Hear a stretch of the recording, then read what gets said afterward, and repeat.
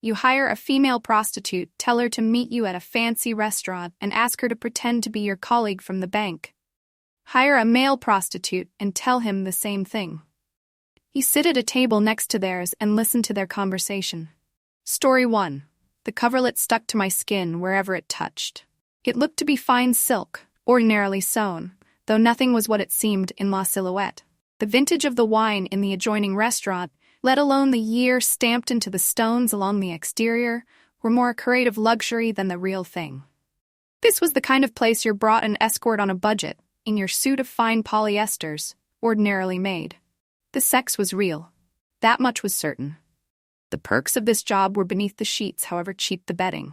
The comfort of an escort in Montreal is relative to the price they pay. You paid as much for me as you might for your first car. More often than not, I was the first escort that my clients were like to hire. Husbands of destitute marriages traveling to the freer city across the river, across the border, to experience someone they thought they once had, chasing the ghost of a made-up past full of love and excitement. After the first bite, they quickly moved to prostitutes, disillusioned and horny. You can usually tell what kind of a marriage a man is in by the tone of his email.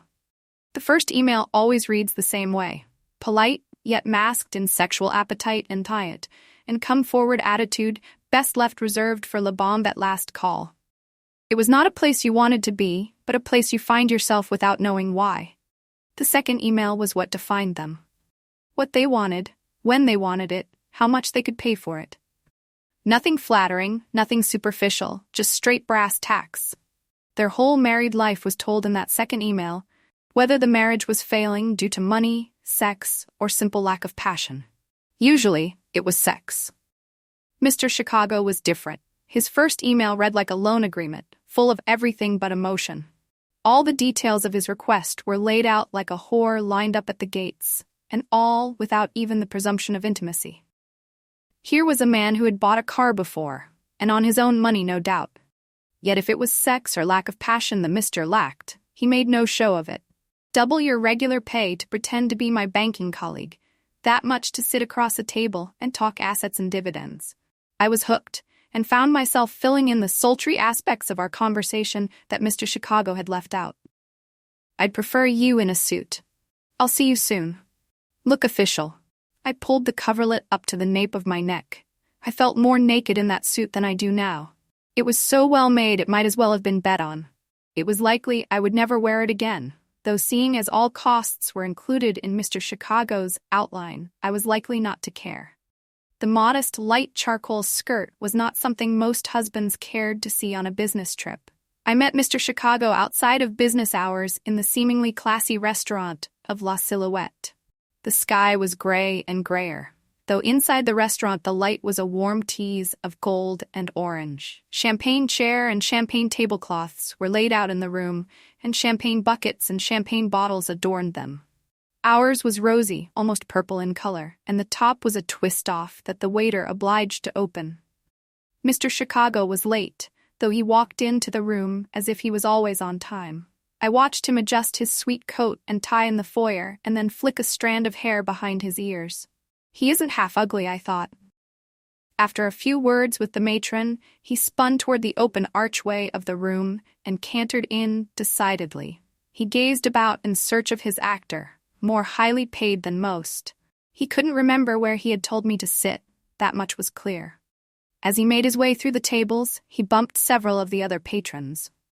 One table, a man and a woman in obvious dissatisfaction, was clearly annoyed at the intrusion, though they seemed to be clearly annoyed at most everything. The single man seated at the table closest to us simply ignored Mr. Chicago and continued to sip on water, the champagne bottle unopened on the table in front of him. I put on a face of pleasure and greeted my jockey for the night. He was peppered in the beard, but well trimmed. His hair was well greased, and his musk hinted of sweat and clothes and tobacco. His eyes were deep and dark, and mesmerizing. These are the eyes of a man out to seduce me. I put on a face much the same in return, and winked coyly as I smirked and introduced myself. Mr. Chicago, it was so wonderful for you to treat me to dinner this evening. You must be exhausted from travel. He suddenly looked confused. Did I say something wrong? He had given me a list of details and items to talk about, and his travel arrangements had been chief among them. Yes, my travels. They were quite exhausting, and I'm sure yours were just as tiresome. Did you come by train? What does he want me to say?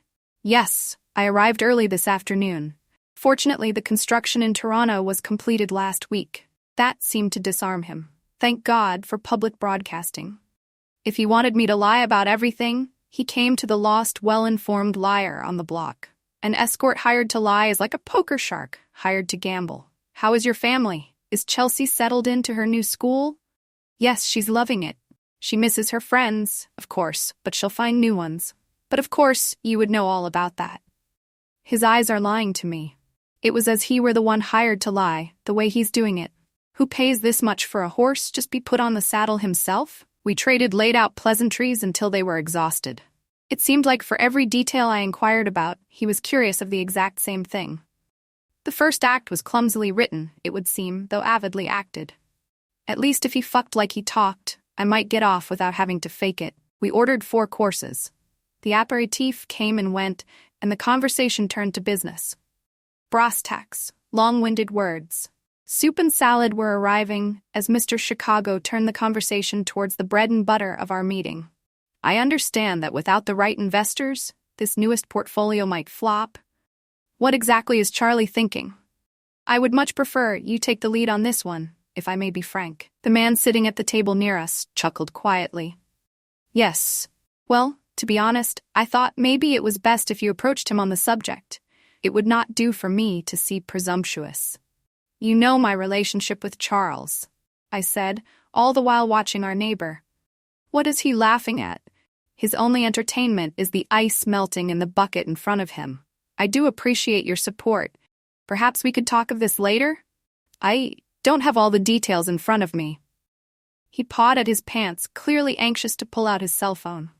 Generally, the men he court me pull out their phones only after the sex, only then ready to tell their wives that they miss them. Chicago sounded serious about his so-called details, though.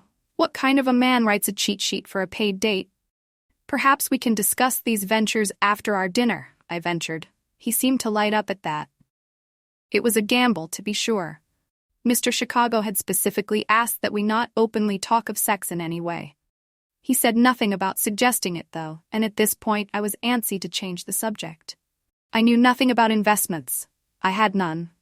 Mr. Chicago dabbed his mouth with an ornate napkin, then crumpled it. When do you plan to return to Toronto? I answered with my eyes, hinting at the irony of his question. I'm not sure as of yet, perhaps tomorrow morning if my errands go well. That's good to hear. I would hate for you to be delayed in returning to your family. I know how much you miss them, the way you're always traveling for work. Yes, of course I do. I consented. Though of late things have been rocky with my husband. Oh yes, he responded. I can relate to exactly what you're feeling. How might I put this? You know my wife, of course. The man next to us cracked like an egg. A blast of water sprayed his perspiring champagne bucket as he sniggered into his drink. 2 waiters paused and wondered if perhaps they should do something, but shortly lost interest. I heard that she was quite rude at the Christmas party, I said, the sarcasm dripping off every word. It is entirely understandable that you're not invested in her as much as you used to be. The man next to us was coughing into his napkin. What seemed like an invisible comedy to him was now revealed to be the drama ensuing between Mr. Chicago and myself. Whatever his intention from the get-go, my hirer was clearly annoyed. Perhaps we'd best adjourn to another room, better suited to talk of our investments, I said, hoping for a release from this conversation as much as from this strange man. Agreed. Pardon me? Check, please. Double your regular pay to pretend to be my banking colleague. That went about as far as a foot into the hotel room he booked hastily, as did wanting me in a suit. He fucked like a man who had done this time and again, though, and for that I had no complaint.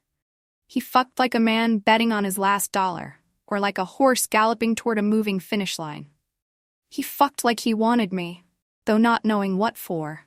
The water had finished running in the bathroom, so I turned the bedside lamp back on and sat up.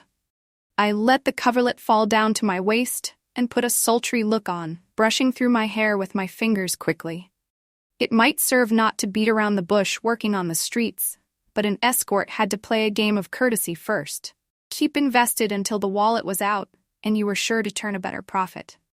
The door opened and teased a little more light into the room. He sure is taking his time. What is he doing? I felt anxious, as if maybe he was putting off the payment. That was always the most awkward part. Whether it was a desperate man paying quickly or a lusty man paying slowly, the process was always clumsy. You can tell so much about a man by how he pays, let alone what he's paying for. The door finally opened, and there Mr. Chicago stood completely naked. He trotted into the room, winking sweet looks at me lying there on the bed, but then turned away to pick up his pants, where the bulge of a wallet could be seen. That's good, I thought. Pay me so that I can get the hell out of this fake-ass suite. So, Mr. Chicago said, how is it that you wanted to pay me?